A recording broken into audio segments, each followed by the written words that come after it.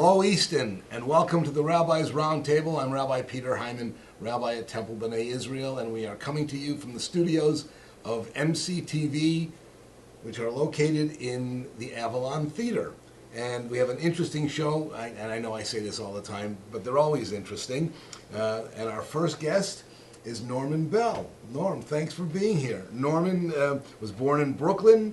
He is a graduate of the City College of New York, CCNY, in chemical engineering. He worked for DuPont for many years, overseeing safety, health, and environmental work. And he's now a consultant on management. And he's running for Oxford Commissioner, a commissioner of Oxford, Maryland. So thank you for being at the Rabbi's Roundtable. Thank you for inviting me. My pleasure. A couple of questions that we should be addressing and sharing with the audience. First, why are you running? Well, we've lived in Oxford as full-time residents for 12 years, since 2012. And, you know, my experience in Oxford, it's a great place. People are great. The people have really accomplished a lot. And I think I can help them with my experience, my volunteer experience since I've retired. And my professional experience. I think I can bring skills to the table that can help move the community in the direction of continuing improving. And where do you see that headed? Well, in several different areas. Areas that we have to address right now are obviously water level, sea level rising. That's a very big effort. We have an issue with our water system.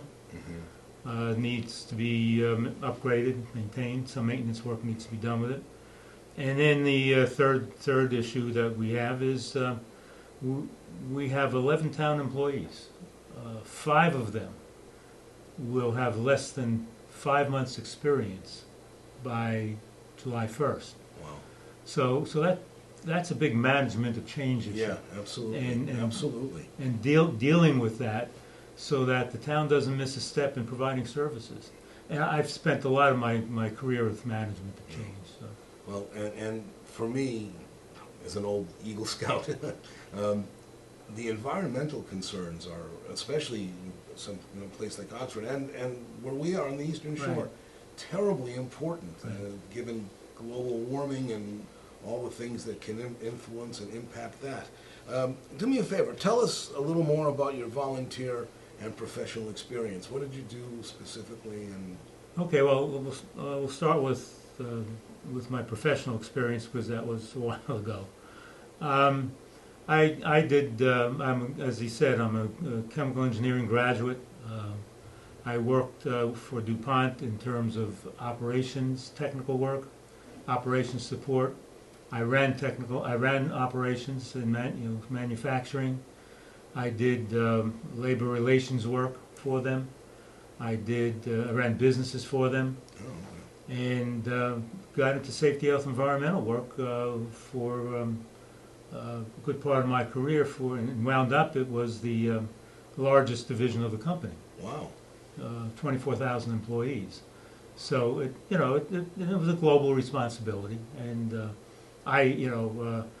our role was to make sure that all the sites and businesses around the globe were following the regulations and the DuPont requirements, because a lot of them went beyond regulations. Interesting. Did you get to travel a lot? I did get to travel a lot. I've gotten to every continent except Africa and Asia and Australia. Oh.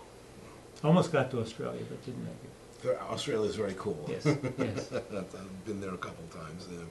So what are the 2 or 3 major issues that you want to address that you see are primary on your list of priorities and that you think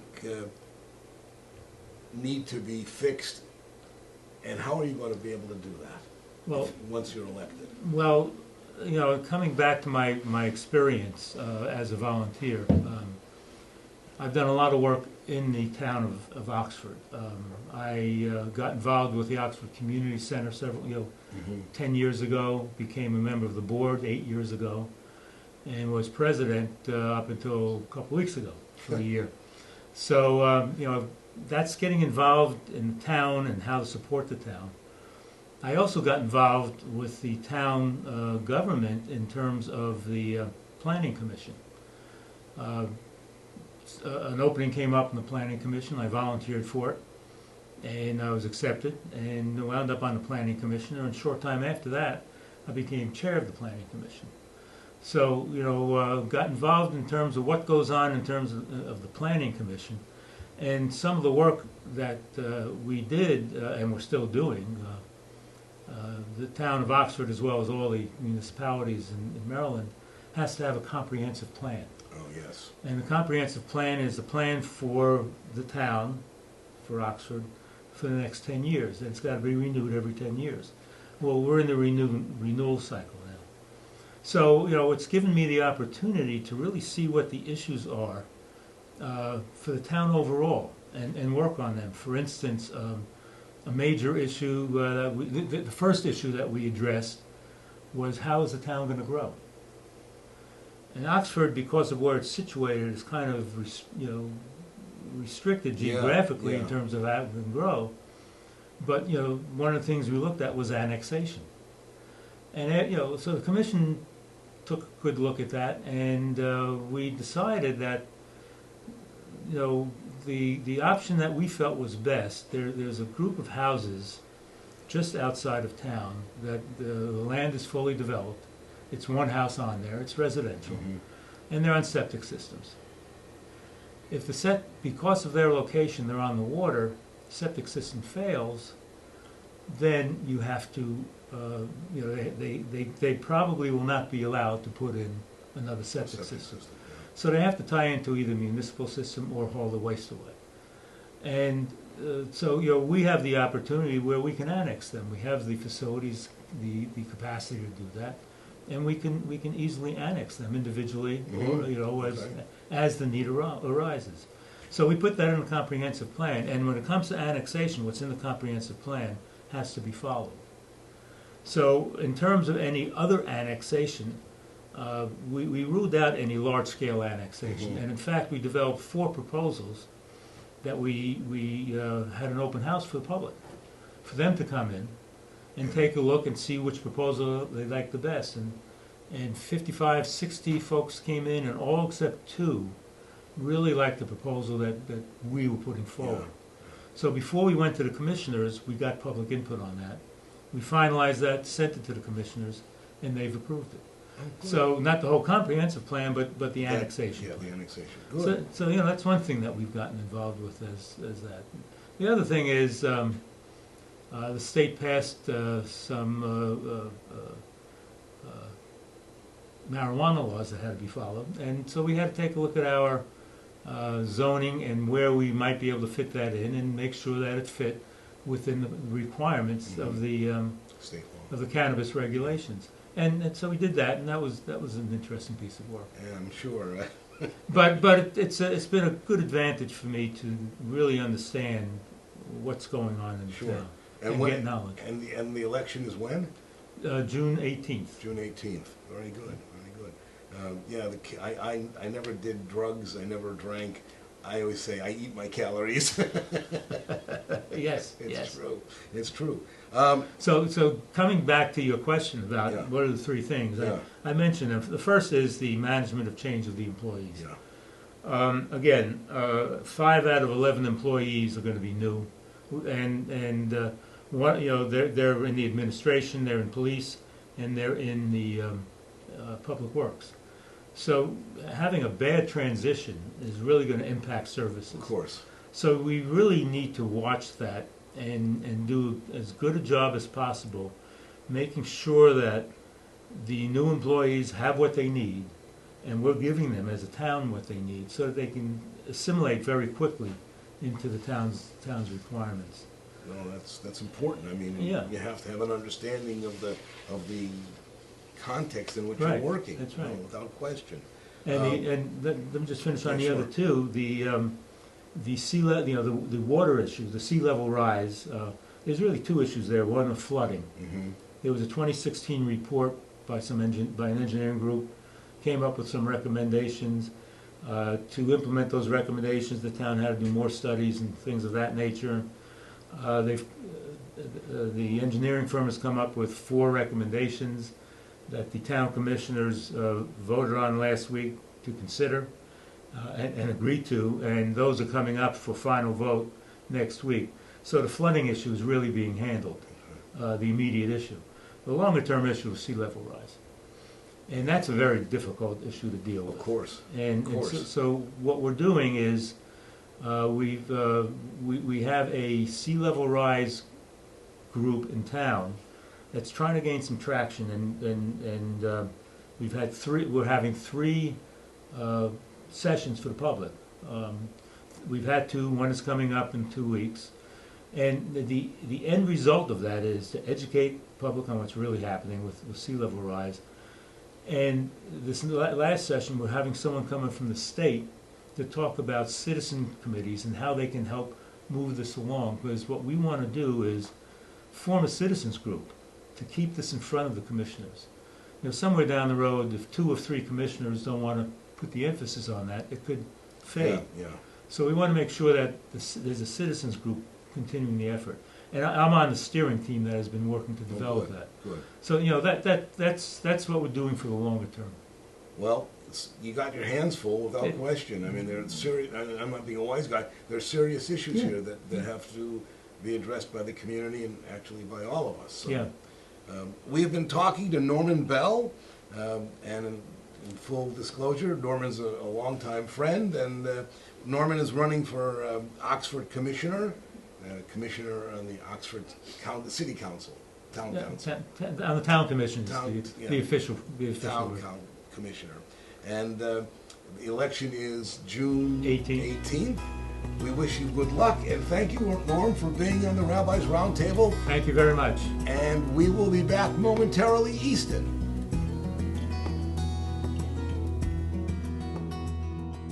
The Avalon Foundation and MCTV programming is proudly supported by Easton Hardware and Floor Covering. Since 1939, we're still there and we still care. And welcome back, Easton, to the Rabbi's Roundtable. Excuse me. I'm Rabbi Peter Hyman, and we are coming to you from the studios of MCTV in the basement of the Avalon Theater. And my next guest is Julia Foxwell. And Julia, thank you for being here. I know how busy you are, and she is the Community Engagement Director for Blue Point Hospitality, and between all the restaurants and the community stuff. Always busy. Always, but not too busy for you. Well, that's very kind. Thank you for having me. Well, pleasure to have you. Just so you know, Julia is a lifelong resident of Easton. That's so cool. I think Cambridge and Easton. I grew up in Cambridge, but I've actually been in Easton longer now. Wow, very cool. Yeah. What changes you? Just in the 18 years I've been here, and of course what you and Mr. Prager have done, but even so, the changes are, I tell people, no longer we are a little dot on the map. We are a serious community. I think we're both. I think we're still that little hidden gem. We're not as hidden. Well, we're not as hidden. But we still have a lot of the same qualities as my husband, who is from the Baltimore area and has a business owner in Annapolis. Whenever we're on the other side, as we say on the shore, people talk about, oh, I bet your blood pressure goes down as soon as you cross the bridge, and so we are known for the slower pace, but now we have the amenities that you would expect to have in a much larger community. Without question, and that's a blessing in many ways. I still I tell the story.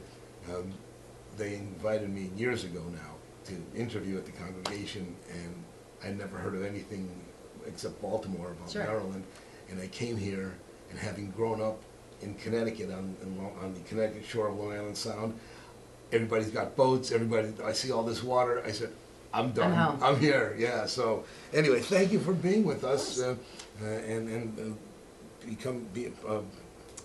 being on the Rabbi's Roundtable. I can speak sometimes. I want to talk about the event that's coming up. The first responders. The first event. responders event, which I think is hugely important. And tell us about it and give us some background and let the people put it on their calendars. Sure. First of all, it is June 3rd this year. Begins at 11 o'clock. First responders event. This is the 4th year that we've done it. The event began in 2001, if I'm not mistaken. That's correct. Yeah. And the idea at that time was to really just, it was Mr. and Mrs. Prager's idea Right. to really thank the first responders, the first line, the people who, EMS, Yep. firefighters, police who were responding to calls during COVID, Mm-hmm. probably more than ever, for a while without PPE, without protection. Yeah.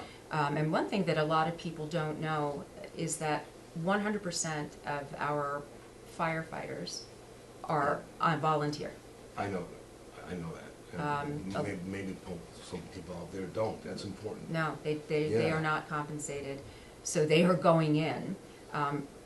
At that time, we didn't really know anything. I don't know that we know a lot more about COVID now, but at that time, we certainly didn't know everything about how it was transmitted, Yep. how to address it, and yet they were still going into buildings that maybe had patients who were needed care and Yep. treatment, and again, they're doing it, for no compensation. So Paul and Joanne saw an opportunity, a call to just do something Right. to say, hey guys, we see you, we know you're stretched thin, and we really appreciate everything you're doing in the community. How powerful and important is that? Well- just to make people recognize that there are some folk out there who see their value and their worth and what they are doing. You're so right. It was a small gesture. It started with a $100 gift card, and small, but that we have over 600 firemen, police. Sure. We included First state responders, troopers, first responders in general. And while we recognize that it's a small thing for an individual, we got so many letters and notes from people who were long-timers. I've been in the department 30 years and have never had this. Yep. I've been in the department for 1 year, Yep. but I've seen a lot of stuff, Yep. and this is really nice. So anyway, based on that, they decided that this is something that it is very, very much their intention to repeat it year after year and to grow it. And it's really become now, it's no longer a Blue Point event Right. by any stretch of the imagination. It's a community It is a event. Talbot County community event. And I will be there, as you know, and Yes. I'm looking forward to it. It's just so important. And, you say that the gift card was small. Anytime, I know just from personal experience, anytime you are acknowledged by somebody, it's a big deal. Yeah. It changes the dynamic in many ways. So thank you, and Well, Paul and Joanne. again, it's become something much bigger than the initial round, the initial Yeah. event that we did. Oh, yeah. was really just sort of their thank you note, and Yeah. now it has become, from our perspective, something that we really want and encourage everyone, kids, adult, everyone, to come out and just be there. It's a half hour. U.S. Senator Cardin is going to join us and speak. And it really is just a way of saying thank you. As Mr. Prager says, these people are people who touch everyone in some way. Absolutely. Whether they've, responded to a call, grandma has Right, asthma and is in trouble, or I remember one time CO2 detector goes off. Of course, the only time these things go off is 2 a.m., right? It's the only time they ever go off. Of course. We thought it was something benign, but we don't know. Fire department was there in 2 minutes, Yep. came in, Yep. made sure everything was safe. Again, unpaid. And like I said, it speaks to the nature of our community. I agree. And so, anytime we can do something to say thank you and make those people, feel like recognize that they are appreciated, Right, that's good for us. I think so. And so, so after the event, we're having pizza. After the yeah, event, let's talk about that. After the event, guests are invited, and the event happens at the corner of West and Dover Street. There's Yep. a service memorial there. Yeah. It is also, it's sort of the intersection where near the police department And and near library. the Easton Library. So when the event closes, it's usually around a half hour. It's not long. We just scoot on over to Roma Pizza, grab a slice, and then you're back to work or Yeah. whatever the rest of your day holds. Well, I think it's really important. Again, the date is. June 3rd. It's a Monday. The event begins at 11 a.m. As you know, downtown parking for that many people will be a Yeah. little scarce, so plan on arriving, a little before, park wherever you can grab Yeah. parking, wear comfortable shoes, Yeah, walk. walk over. There is no rain date. It is a rain or shine event. If something catastrophic, really. I'll do my best for sunshine. Thank you. I appreciate that. I put my order in now, so, hopefully that we get cooperation there. This is, again, it's important.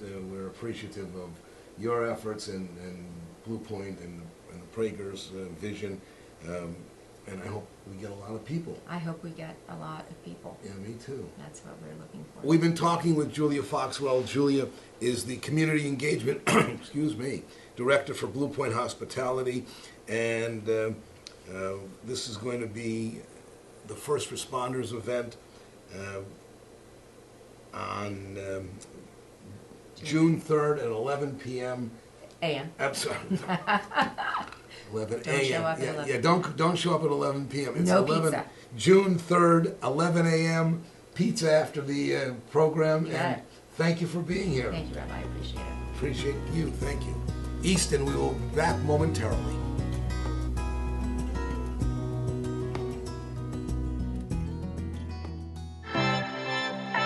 Did you know? MCTV programming is available online. Find our shows like Rabbi's Roundtable, Carlisle's Chesapeake, The Shameless Picture Show, Conversations with Sherry, and the Avalon Theater Presents at youtube.com/Midshore Community Television. And we are back, Easton, and welcome again to the Rabbi's Roundtable. We are coming to you from the studios of MCTV in the Avalon Theater. And my third and final guest this morning is Bruce Butler. Bruce was born and raised in Easton, a graduate of Easton High School, 1965. I'm right with you. I'm only a couple of years. I graduated in '69, not from here, but still. And he says he married his high school sweetheart in 1966. He enlisted in the United States Navy also in 1966. He is a Vietnam veteran. He served from 1966 through 1970. He is a member of the Church of the Brethren, and he has participated in local peace organizations. One of the three historic peace churches, the Church of the Brethren, and the Quakers and the Mennonites. Yes. He's been active in peace education and community effort, and has joined Veterans for Peace in 2023. Yes. And Bruce is hoping to begin and start a chapter of Veterans for Peace here on the Eastern Shore. Bruce, thanks for being here. Thank you for your service. And let's talk a little bit about the process that will lead to, with all luck, a chapter of Veterans for Peace. Okay. Veterans for Peace started in 1985 from 10 veterans that had a concern about what was going on in Central America, Okay. the Contra Sandinista situation. Yeah.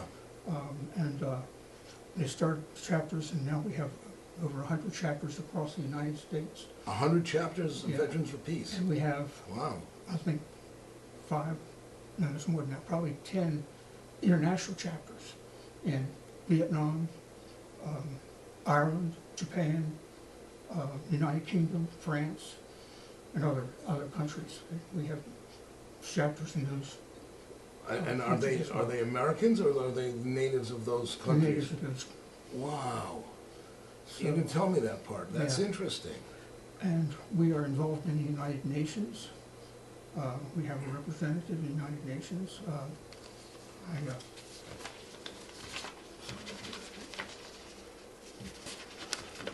Anyway, she's a retired colonel, Army colonel, and she has spoken to the United Nations on behalf of peace, international peace.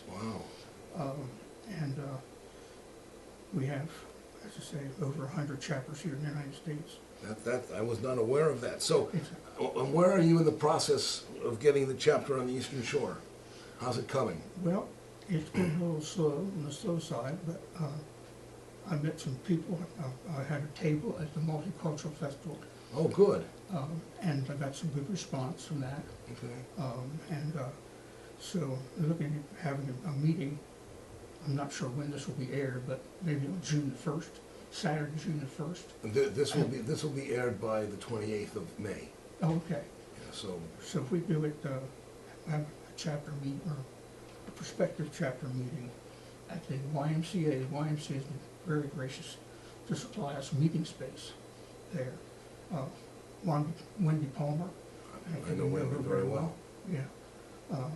And it's been really a blessing for us to be able to have space. Wonderful. So, And how many people will attend at the we have to moment? have 5. 5. We have to have 5 people that want to join. Okay. And I gave out the applications. For membership. Yeah, And this, yeah, and that's the brochure. and this brochure is entitled, I don't know if you can see it, Veterans for Peace. Very informative, very interesting, and it's an important undertaking that you are spearheading. I hope it's successful.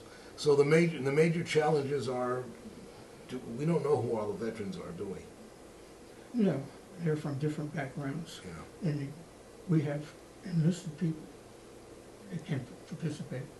We have just regular civilians, so they support. Uh-huh. We have a code of conduct. Uh-huh. And we have all the trimmings around when you start an organization.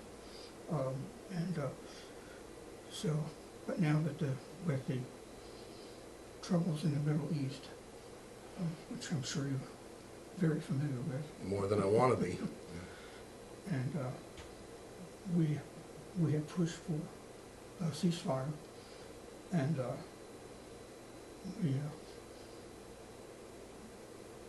just all the deaths that have happened, thousands of people that have died. And we sent a letter to President Biden and the members of the State Department, and we've had a couple people resign from the State Department because of this issue. So we've been quite involved with that and how we can help to bring about peace. Sure. In our world. Well, it's our mission. Yeah. You know, it's everybody's. And we're concerned about the veterans. We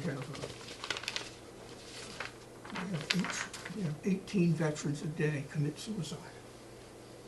18 veterans a day Yeah. commit suicide. Yes, that's 6,500 veterans in a year. Wow. That's from PTSD and Yeah. that sort of thing? Right, I had no knowledge of that. yeah. That's shocking. 'Cause I've So been to the VA hospital in Baltimore several times. so what you're doing is important on a lot of levels. Yeah, And your next meeting is June first. 1st to get this organized and Yes, set we up. at the YMCA at 11 a.m. 11 a.m. at the YMCA. June the 1st. Well, I hope it succeeds. It's important. We've been talking and listening and learning from Bruce Butler, who is spearheading the mission to create a chapter of Veterans for Peace here in the Eastern Shore, and we hope it works. Thank you, sir, for being on the Rabbi's Roundtable, and thank you for your service. Thank you. And Easton, this has been an interesting and informative Rabbi's Roundtable on a lot of levels. I thank you for watching, and we will see you next time on the Rabbi's Roundtable.